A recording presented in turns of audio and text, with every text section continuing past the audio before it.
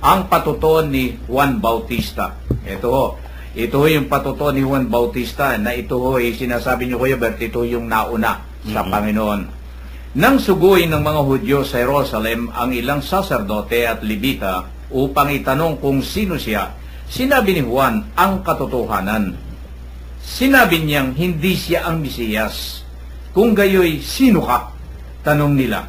Ikaw ba si Elias? Hindi po, tugon niya. Ikaw ba ang propeta ang hinihintay namin? Sumagot siya, hindi po. Sino ka kung gayon? Tanong nila uli. Sabihin mo sa amin para masabi namin sa mga nagsugo sa amin, ano ang masasabi mo tungkol sa iyong sarili? Sumagot si Juan, ako ang tinig ng isang sumisigaw sa ilang. Tuwirin ninyo ang daraanan ng Panginoon. Ang propeta Isaías ang may sabi nito. Ang mga nagtanong ay sugo ng mga Pariseo. Muli nilang tinanong si Juan, bakit ka nagbabautismo? Hindi pala naman ikaw ang Mesiyas, ni si Elias, ni ang propeta. Sumagot siya, ako'y nagbabautismo sa tubig, ngunit nasa gitna ninyo ang isang hindi ninyo nakikilala. Siya ang susunod sa akin. Subalit, hindi ako karapat dapat magkalagman lamang ng tali ng kanyang panyapa. Ito'y nangyari sa Bitanya, sa ibayo ng Jordan, na pinagbautismuhan ni Juan. Ito yung pagpapaliwanag rito, pagpapatutuho ni Juan Bautista na tagapagbinyago, tagapagbautismo. Dito nakikita natin kung paano niya inilahad sa mga gustong sumilo sa kanya ng mga saserdote, ang mga matatanda ng bayan noon, nang siya nagbabautismo sa tubig, na siya nauna sa Panginoon Hesus na nagbabautismo. Kuya Joe, anong masasabi niyo? Mga kapatnubay, ang patutuo ni Juan Bautista. Ayon po kay Juan Bautista, ang Panginoong Hesus ang tinutukoy niya na makapangyarihan na kahit taliman lang ng kanyang panyapak, hindi siya dapat magkalagman lamang. Kaya sabi niya, tuwirin niyo muna ang inyong mga sarili bago humarap sa Panginoong Hesus. Yan. Yun ang nakita ni Kuya Jorito na ang aral na nakakuha dito inyo munang pagyamanin ng inyong sarili upang kayo ay makaharap ng tuwiran sa Diyos. Apo. Sapagkat kung ikaw ay baluktot at liko-liko ay hindi ka magiging karapat-dapat sa Diyos.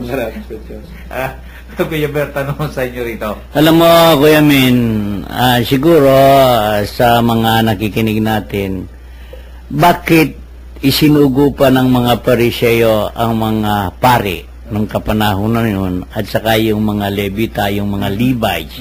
No? Kasi ang mga Levites ay dito nang gagaling ang mga pare. Lahi ng mga Levita ang mga pare. Ito ay nanggaling sa lahi ni Aaron. Na pinili ng Diyos upang silang maghandog ng mga handog sa dambana. At nakalagay din sa lumang tipan na may darating na Mesiyas. Kaya tinatanong nila, ikaw ba ang Mesiyas? At alam din nila na muling babalik si Elias.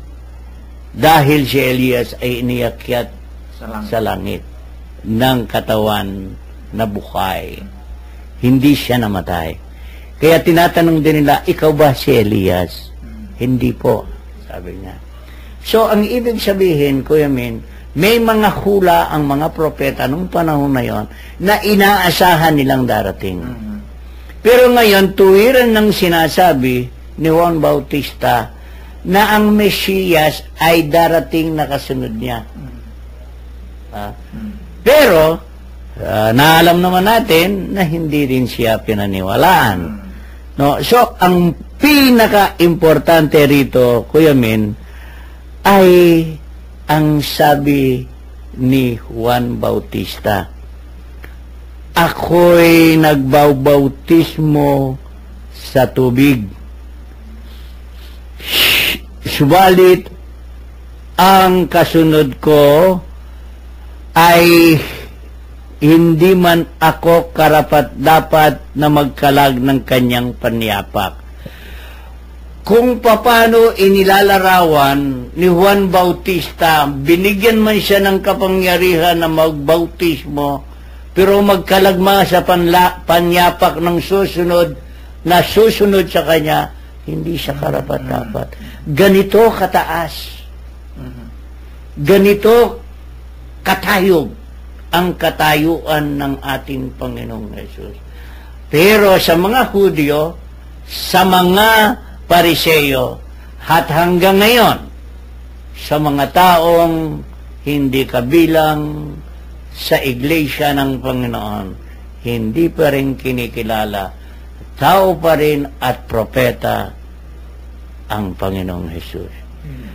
Kung titingnan mo rito, Kuya Min, nangyari ito sa Betanya.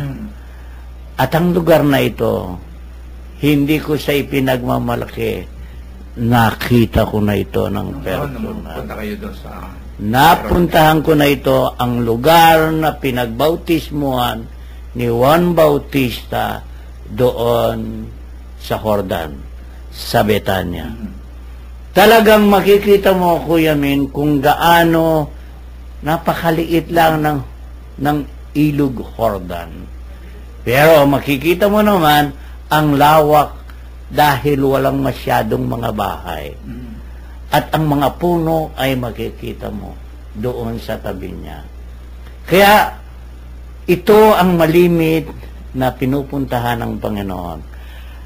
At itong lugar na ito ay malapit doon sa sinagoga ng mga Hudyo. Kaya nandoon ang mga nandoon yung mga Pariseo.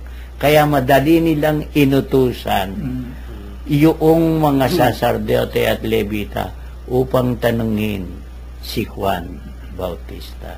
Magkakalapit lamang sila. At yung lugar din, noong kanilang sinagoga na yon, ang katabi naman nun, ang bahay ni San Pedro. Doon naroroon yung... Nandoon naman sa tabi ng sinagoga. Nandoon siya. Kaya magkakalapit lamang. Yung pinuntahan ng Panginoon, nung may sakit, yung biyanan ni San Pedro ay doon. Malapit sa sinagoga. Siguro, hindi man magbibilang ka ng 50 hakbang nandun ka na. Lapit. Napakalapit na. Halos magkapit bahay lang sila. Itong nakalagay dito sa Bible natin, nung palang panahon yun, Kuya Bert, ay batid na nitong mga Levita na ito, na mga saserdote at na mga tao noon, mga Hudyo, na may darating na Mesiyas. Meron, kasi binalita na ng propeta eh. Binalita ng mga propeta ito Oo. Pero hindi sila makapaniwala na darating dito at akala nila, kaya tinanong nila itong si Elias na ito nung siya nagsasalita. Ikaw ba yung Mesiyas? Ito kay Elias na ito. Kasi sumisigaw na ito, na naririto na itong akala nila ito na yung Mesiyas eh.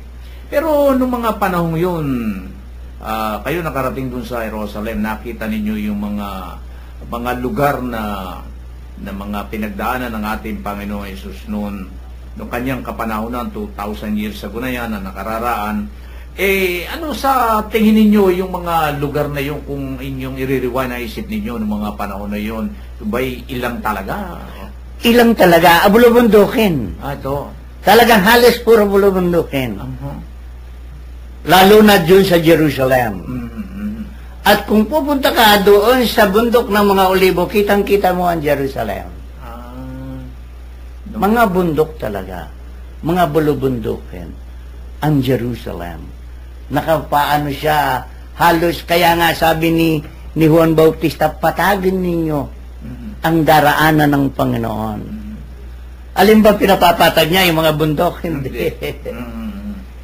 ang balabalakid, yung kataasan ng kalooban ng tao na namamayani sa mga pariseo at eskriba nung panahon na nun, sa mga sasardoteng pinili ng Diyos, sa mga Levita, lalo tigit sa mga Hudyo, na ang pinagyayabang ay sila